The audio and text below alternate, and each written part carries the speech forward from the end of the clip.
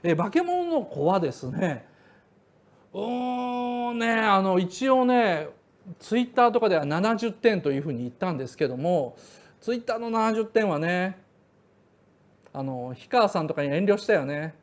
なんかねやっぱりねアニメ界で細田さん化け物の子をねなんかこう評価しようという大きい流れがあるんで、あんまりねそこのところにですね差を指すのも何かなと、あと映画公開したてであれこれ言うのも何かなと思って、7万人ぐらいが見てるツイッターでは70点って言ったんですけども、まあもうそんなに見てないであろうニコ生ではですね、本音から語るとですね、なんじゃこりゃですよね、化け物の子。なんじゃこりゃっていうのも変ですけども、映画見終わった後にこれどうすればいいのって気になって、感動するような話にはしてるんですよ、ちゃんと。それなりにですね男の子の成長があってですね、で、自分の師匠がいて、父親代わりの師匠みたいな人がいてっていうのを感動するようになってるんですけどですね、もう冒頭一番最初にキュータっていう、キュータと中で呼ばれるですね、小学生ぐらいの男の子がですね、9歳ですね、9歳の男の子が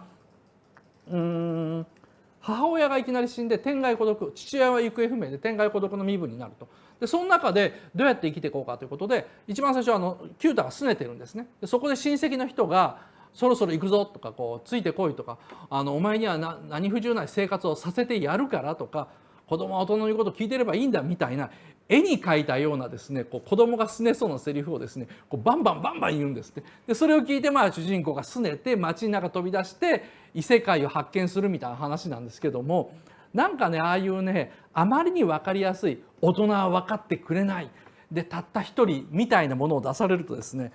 なんか甘えてるなと、この監督は。甘えてるっていうのは観客がこのキャラはこういう人なのね、分かったっていうですね、世界系の漫画とかアニメを見慣れてる観客に対する甘えでありながら、一般の客層に対してですねこびてるですね、家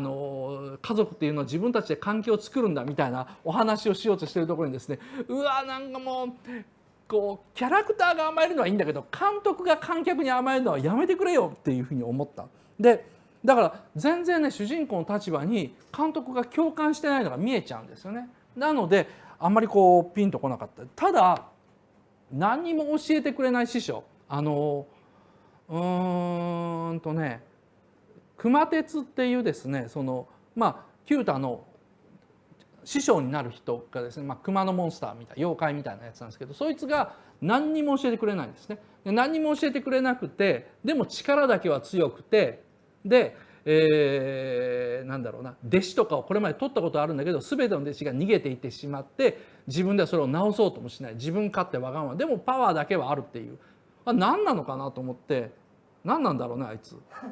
わかんないだろう。あれはね宮崎駿なんだよ。そうあれね、宮崎駿と細田守のポジションっていうのを語ってるところが僕的にすればああって思った。結局宮崎駿から何か学ぶっていうのは不可能なんだっていう話がこう LINE にあって、でその中で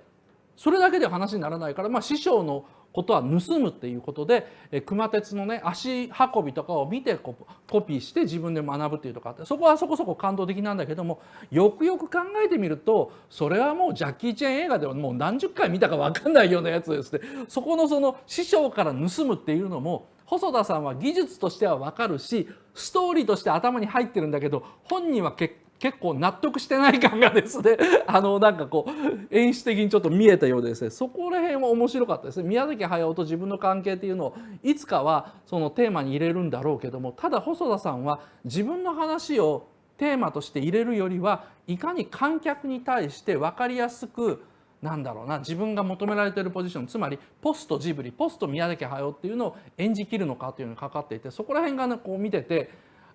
別にそんなものを引き受けてくれなくてもいいし、日テレの戦略とか策略に乗っからなくてもいいし、別に時をかける少女の頃のままでいいから細田さんらしいものを作ってくれた方が